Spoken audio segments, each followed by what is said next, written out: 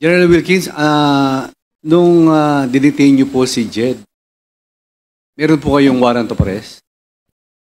Wala po, Mr. Chair. Ano po ang basihan niyo? Bakit niyo ikinulong? Hindi naman kinulong, Mr. Chair. She was invited for interview. She was invited, but after the interview, ba't di niyo po pinalabas? Ano po ang basihan niyo? Bakit hindi niyo binalik? Yun nga, Mr. Chair. I cannot, since it's already delegated to my investigator, hindi ko alam na kung ilang araw ba siya doon. Basta ang instruction ko is to conduct interview on Jed Pilapil because talagang person of interest siya, Mr. Chair. As to detaining her, no personal knowledge ako, Mr. Chair. Kasi magpa-follow up operation kami doon, Mr. Chair. During that time, we are busy conducting follow-up investigation and operation on other sites. Kung nasaan na ando ng mga warehouses, Mr. Chair. DG, ikaw ang head of the agency. Kailangan po alam nyo yun. Diba? So, kung yung mga subordinate nyo, in-interrogate siya, you will approve it. Kasi, hindi ho pa biro-biro to kasi kanina pa ako nakikinig. Kasi si Jed, si Ma'am Jed, nakulong siya na walang warrant of arrest. Parang kidnapping po ang ginawa nyo eh. Parang ganyan nakikita ko kung walang warrant of arrest, kung hindi nyo binalik si Ma'am Jed. I believe, Mr. Chair, hindi naman siya nakulong for... Hindi ko alam, Mr. Chair. I don't have the knowledge eh. Kaya hindi kita masagot, Mr. Chair eh. Hindi ko alam kung ilang araw ba siyang nakulong doon, Mr. Chair. Mr. Chairman, can I,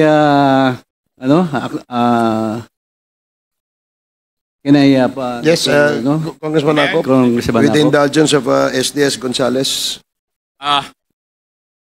General Wilkins, si Madam Jed Pilapil ay 2 beses na kinuha ng PDEA. If I remember it right. One, when you went to the apartment, kinuha siya. And in January 4, 2005, pinuntahan ulit siya at kinuha ninyo siya. And after that, hindi na siya nakalabas. Yun ang katotohanan. And it is on record ng PDEA blatter na binabasa ko. And I do not know the reason why. You do not know. Parehas tayo nanggaling sa police, di ba? You are more ranking than Colonel Acerto. Tama? Pareho lang kami nun, Mr. Chair. Pero yung issue ay drugs. Tama? Yes, Mr. Chair. And pursuant to the law, lahat ng operation ng police tungkol sa illegal drugs, it should be coordinated with PDEA. Pursuant to the law. Tama? Yes, Mr. Chair. So in other words, sa joint operation na binabanggit mo, ikaw ang overall ground commander. Yes, Mr. Chair. And you are the one responsible for what your men will do and will not do. Tama? Yes, Mr. Under Chair. the principle of command responsibility. Bakit Yes. dinideny mo ngayon na hindi mo alam? You should accept responsibility for all the things that your people did outside the bounds of law. Di ba? Turo sa atin yan eh. And now, here, naririnig ko yung sagot mo kay SDS. You do not know anything about it. Inihuhulog mo na yung mga tao mo. And that is not supposed to be the case for a commander. Di ba? Kaya sagutin mo si Juan, si SDS ng tama. You are the overall commander of the joint operation. Kung ano man ang mali doon, sagot mo dapat. Kasi ikaw ang commander eh. Yes, Mr. Chair. Yes, answer the questions of the SDS properly. Kasi nagtataka ako. Parehas tayo ng pinanggalingan. Pero hindi ganyan yung pagkaturo sa akin. Thank you, Mr. Chair.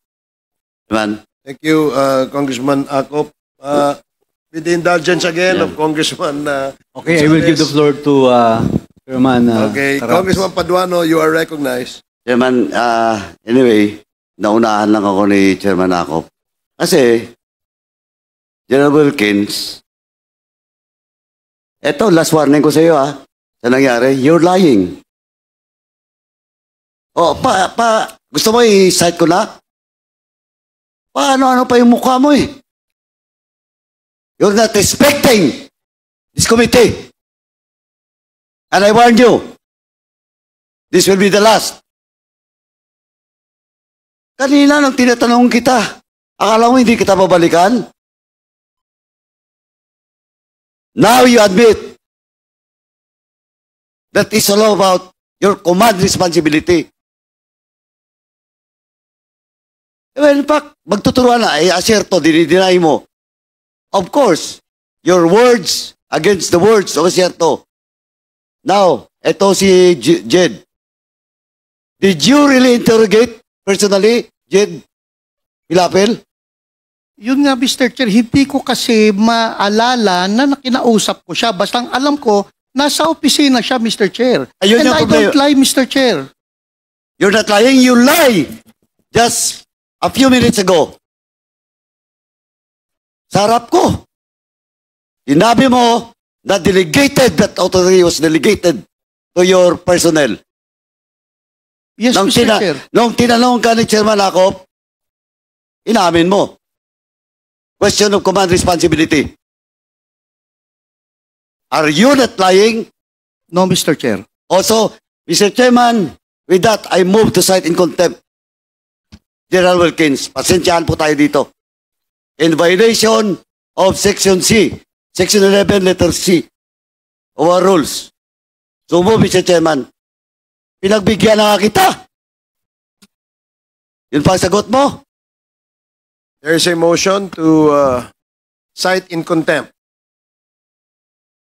General Wilkins Villanueva for violating Section 11, paragraph C, refusal to answer relevant questions from the committee. This was duly seconded. And do I hear any objection? Hearing none, the motion is approved. Mr. Chairman, ngayon mo for 1 minute suspension. 1 minute suspension.